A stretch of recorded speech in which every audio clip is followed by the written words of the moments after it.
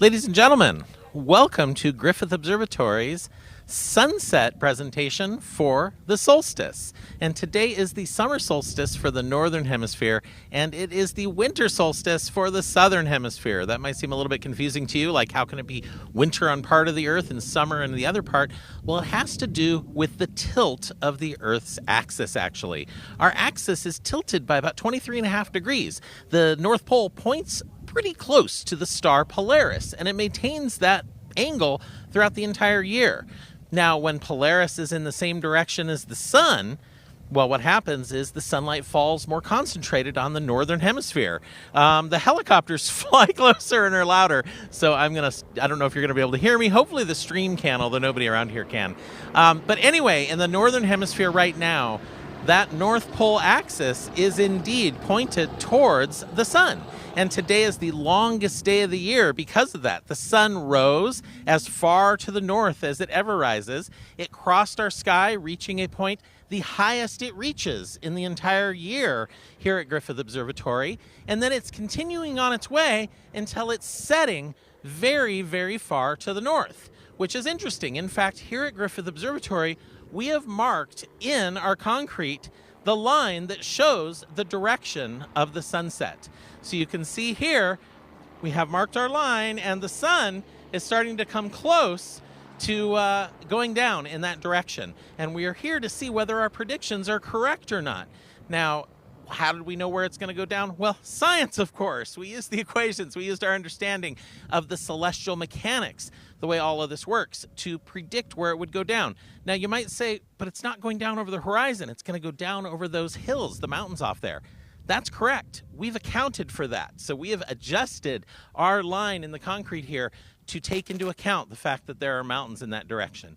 Now, you might wonder, how big is this effect? How big is the change in direction of the set? Well, follow me, camera. Let's head down this direction and go for a little walk.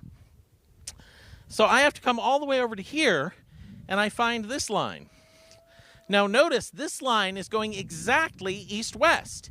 Just like the building, Griffith Observatory itself is aligned east-west with our long direction, this line is a projection off into the distance. Well, it's actually not quite exactly east-west because, again, we've accounted for the fact there are hills that direction. So we've adjusted it ever so slightly. But on the first day of spring and the first day of fall, the sun sets due to the west. And it's a little bit off only because of the hills, and we've adjusted that with our line here. Now, if we want to get to the first day of winter, which is December 21st, I have to go all the way over here. Hello, camera. And this line is pointed in the direction that the sun sets on December 21st, or give or take. It's within a day of there. And that's how far to the south it will set. On the first day of winter, the sun rises far to the south. It doesn't take a very high path through the sky. It achieves a very low altitude, and then it sets far to the south. And that means that it's not up in the sky very long. So the days are short. You end up having a very little daylight, and the nights are long. Astronomers love the winter because we get long nights to observe. This time of year, well, the sun hasn't even set yet, and we're going to close at 10 o'clock tonight. So how many hours of observations do we get to do with our telescopes? Not a whole lot. But that's all made up for in the wintertime, where we get to do more observations. It all balances out, of course. So here at Griffith Observatory, we have several instruments to sort of map out the solar movement and the celestial mechanics. One is over by our astronomer's monument. It's a sundial. Very simple, but indeed it uses a shadow and the sun's position to tell time. So that's sort of the simplest day by day. Down below me here in the Gottlieb Transit Corridor, we have a meridian arc. And that arc actually shows the time of local solar noon, when the sun is highest in the sky. You can come back on any day we're open and go down there and watch. Well, any day we're open, and local noon happens when we're open. Sometimes it happens early. But you can come down there and watch and see when the sun's going to cross that. And we've marked the dates on there and even the constellations that are behind the sun on that date. It lights up on a board. So we have an instrument down below to observe the sun. And right here, like I pointed out, in our concrete, we have an instrument to map out the changing direction of the sun. Now, you might want to know, if today's the longest day, why isn't it the hottest day? You'd think it's the most sunlight. Shouldn't it be the warmest? Well, not quite. We've been getting warmer and warmer for a while, and that's because we were getting more energy from the sun than we were losing. As long as you have a net positive of the energy you're getting from the sun, you will warm up. And that will continue for a while, for another few months. We will continue to get more energy than we're giving off at night, and the weather will get warmer in the northern hemisphere. So finally, once we reach the fall equinox, which is around September 21st or so, although I think this year it might be on the 22nd, if my memory's right. Anyway, it's right around that time. When we reach that time, we have equal day and equal night. Finally, you're starting to get the nights that are equal to cool off, and we'll notice it starts to cool. But oftentimes here in Los Angeles, our warmest months can be October even. So it just depends on the conditions and how much cooling's happened. And that, of course, is weather. And weather is a day-to-day phenomena. But nonetheless, the reason that we have these seasons is that tilt of the Earth's axis. If you go down into the corridor below me and you walk to the end, the banister of that stairwell points to Polaris. So it is aligned with the Earth's axis. So this hallway is lined up exactly north-south. And if you get down below, you can sight along that banister and you can see Polaris. It's a little hard to see. Polaris is not the brightest star in the sky. My memory is it's something like the 40th brightest. So it's not even up there. But you can see it from here in Los Angeles on a clear night. Tonight, maybe the moon is fairly small, so you might have a shot. Now, lastly, I want to point out that we are not experiencing seasons because of our distance to the sun. A lot of folks think that in summer we're warmer because we're closer to the sun. Earth is actually closest to the sun on January 3rd. So, and then we're furthest from the sun on July, I want to say 6th or something like that. I'm not remembering the number exactly, but it's in July that we're furthest. So that's backwards from the seasons we experience here. So it doesn't have to do with distance. Now, of course, if you're closer to the burning hot sun, you will get more energy. But the tilt is a bigger effect. So that tilt of the axis has a bigger influence on our weather and on the conditions we get each season than being a little bit closer. Also keep in mind that the southern hemisphere has more ocean. The northern hemisphere has more land. And that combined also changes how we experience seasons a little bit from the north to the south. So weather is complicated, climate is complicated, and we understand the driving mechanism, the sun, pretty well. But overall, we measure this daily. We observe the sun daily here at Griffith Observatory. And I welcome you to explore our building and think about it as an instrument to make observations. Of course, we have telescopes in the building, our solar telescope right behind you. On the far side is our famous 12-inch refracting telescope. It says ice. You can look through that, provided it stays clear, if you get up on the roof and get in line early enough, of course. And we also have telescopes on the lawn for you to look through. So this really is a public observatory, and we are here for you on this summer solstice. So thank you so much for joining us. By the way, Griffith Observatory is owned and operated by the City of Los Angeles and the Department of Recreation and Parks. So this is Los Angeles's observatory, and we are here for you. And we also like to thank our nonprofit partner, Griffith Observatory Foundation. They do so much for us. They help make programs like this possible.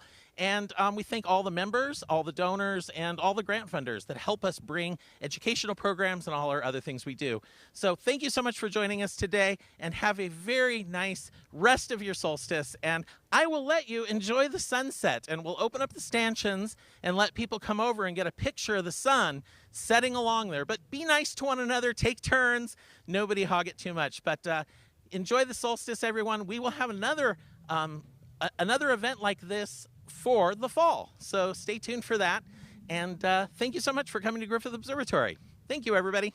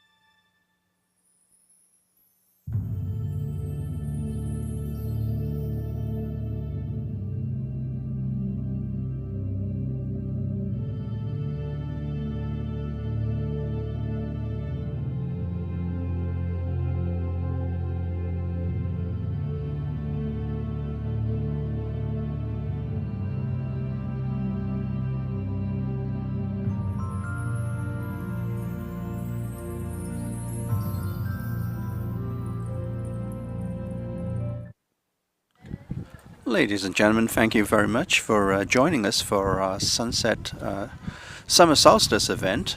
We have a beautiful view of the sun, which is just about to set in the northwest on the western range of Mount Lee.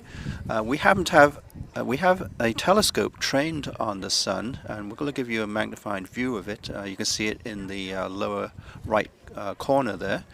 Magnified, you can see a few sunspots. Why don't we just go full frame with that? And yes, in the lower, near the bottom of the sun, there's a large spot, and you can see some other spots. It's dipping into the haze right now, and we're going to continue tracking it as it begins to set behind the hills. You can see some of the trees there on the hill just appearing and silhouetted against the sun.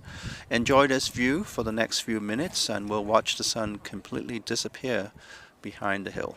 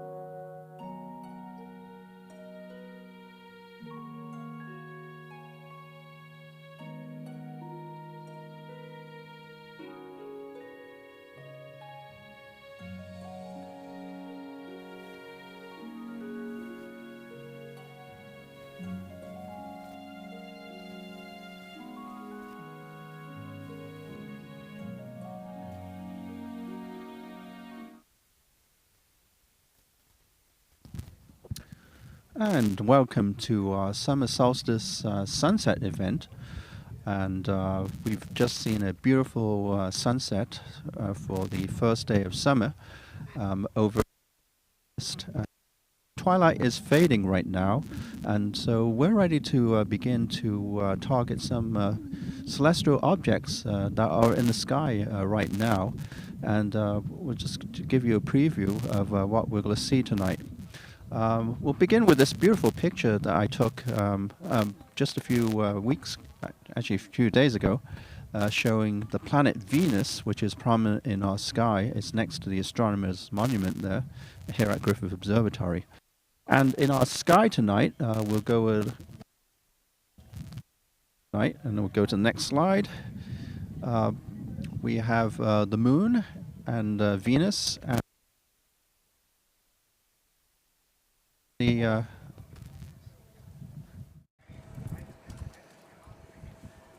okay, they're in the constellation of Cancer the Crab, which is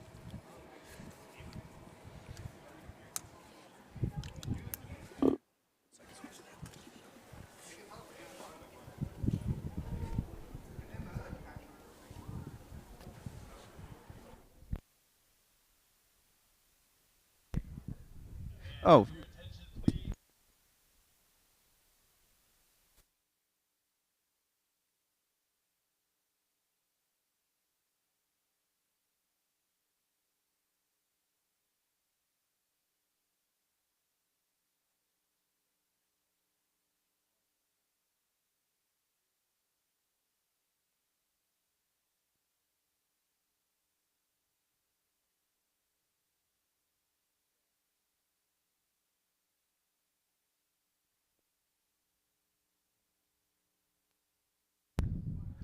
And well, we're back. Apologize for that. We had some technical glitches.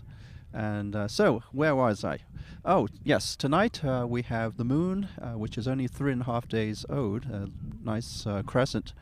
And right below it is the planet Venus. And much fainter than the brilliant planet Venus is Mars, all in the western region of the sky. And they are up right now as I speak. And so we're going to take a look at this beautiful configuration that is in our sky right now on the first day of summer. And you can see in this close-up view, simulated view, the Moon, Venus, and Mars forming a right-angled triangle in the sky, just creating a really stunning visual display as we look at it. If you have a view to the west, western sky, and especially from Los Angeles, you can see these planets visually, especially the Moon and Venus, which are showing up right now as twilight fades. What would these planets look like in a telescope? Well, we're just going to give you a preview of a simulated telescopic view. So Venus is covered totally in clouds, and it resembles a ping pong ball. In other words, it's featureless. But we should be able to capture the phase of Venus. Venus is now moving around the Sun on its inward orbit, and it's between the Earth and the Sun, so we get this beautiful crescent phase. Mars is much farther away, and it's so far away, it's going to be hard to discern many details on it. We might see a polar cap and maybe some faint features on Mars, but right now Mars is far away from Earth, and it's about 200 million miles away from Earth, and it's difficult to see much in terms of surface details. By contrast, the moon, of course, is very easy to see, and we should be able to get this gorgeous view of the moon tonight. In terms of constellations that we can see in our June evening sky, Leo, Virgo, and Libra are situated from the south to the southwest, and those are mainly the spring constellations, and the mid season between spring and summer is Libra, and low in the southeast is the summer constellation Scorpius the Scorpion, and Sagittarius the Archer, which rises later on in the evening tonight. And now it is just dark enough so that we actually have in view in our telescope on the roof at Griffith Observatory a view of the moon. So we'll go ahead and switch to that and enjoy the view.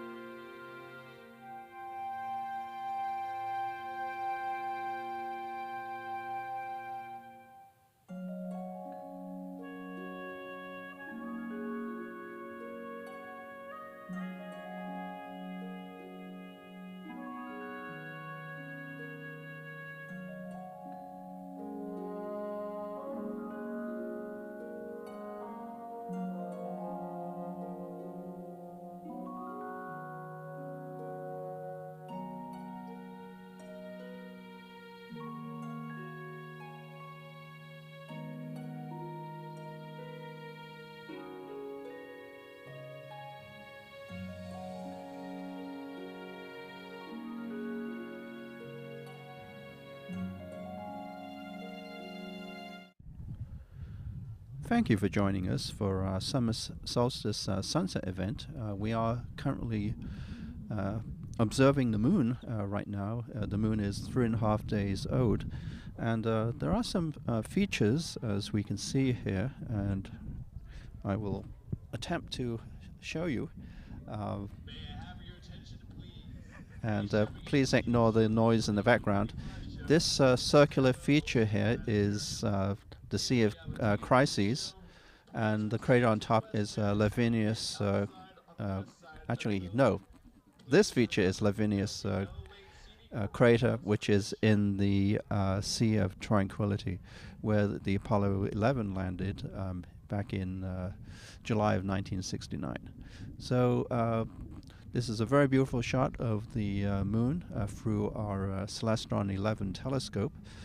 We're going to switch over to our a view of the moon and the planet Venus, and here they are, very close together in the sky, and we're going to reconfigure our telescope so we can focus on the planet Venus, and we'll bring Venus to you shortly. Enjoy.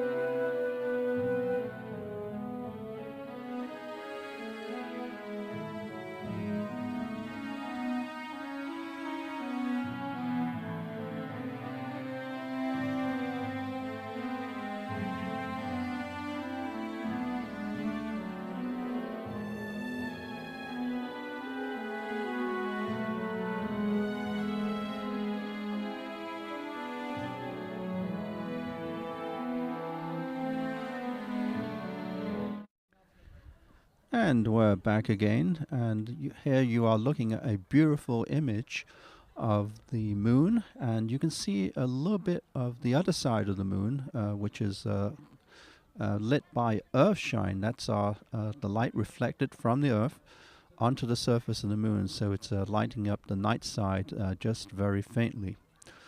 To the lower left is the brilliant planet Venus, and the moon and Venus are very close together in the sky tonight. It's a beautiful sight that you can see if you were to go out and look at them tonight shortly after sunset. So this is a live view of the moon and Venus. We've also acquired Venus through our telescope, and let's go ahead and switch to that view here. Here it is, and indeed Venus is not, this is not a small version of the moon. This is actually the planet Venus, millions of miles away from the Earth, the second planet in distance from the sun. And here we're looking at its the light that's reflected off the cloud tops of Venus. Venus is completely covered in clouds. It's very thick.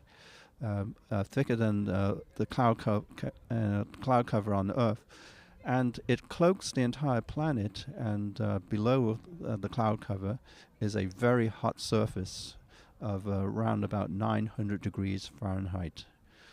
Now what we're going to do here is we're going to digitally go to a zoomed view of Venus so you can see a little bit more of its phases.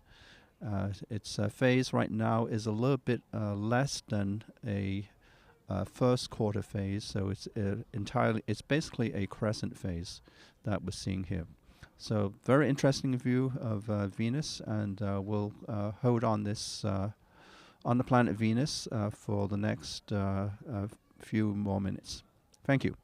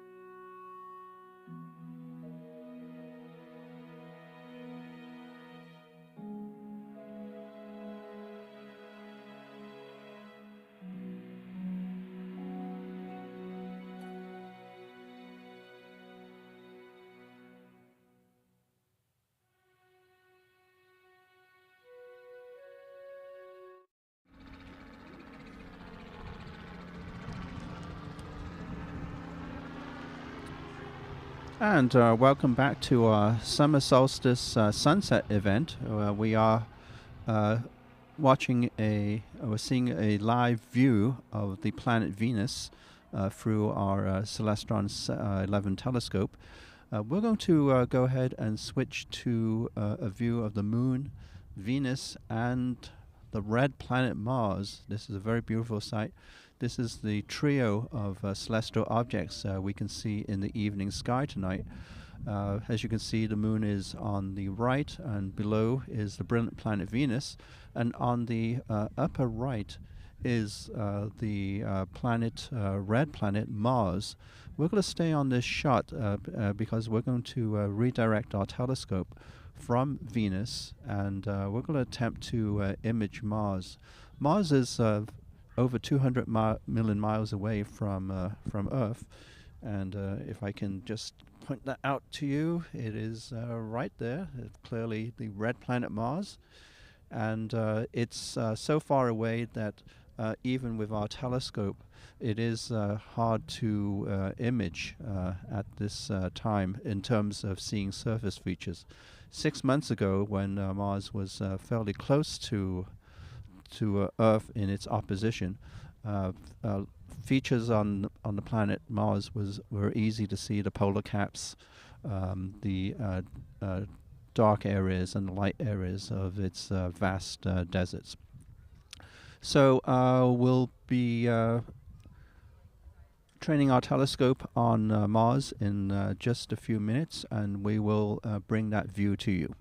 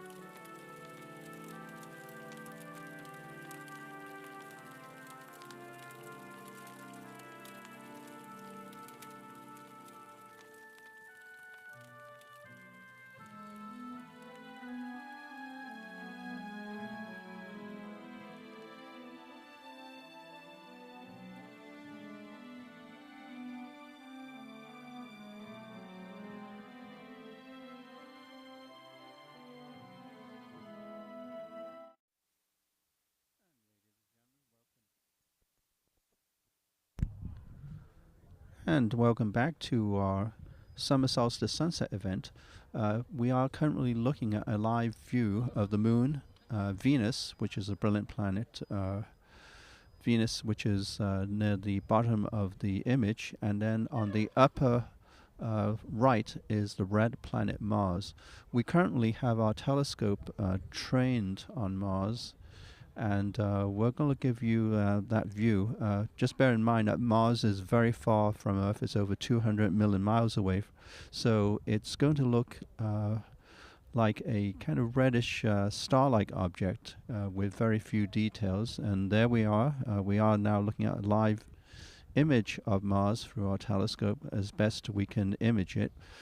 We can digitally zoom up just about 3 times just to see if there's any detail that we can discern on it. Although being at quite a distance from Earth, it is difficult to see. So we're going to leave this image on for just a few minutes. Enjoy the view.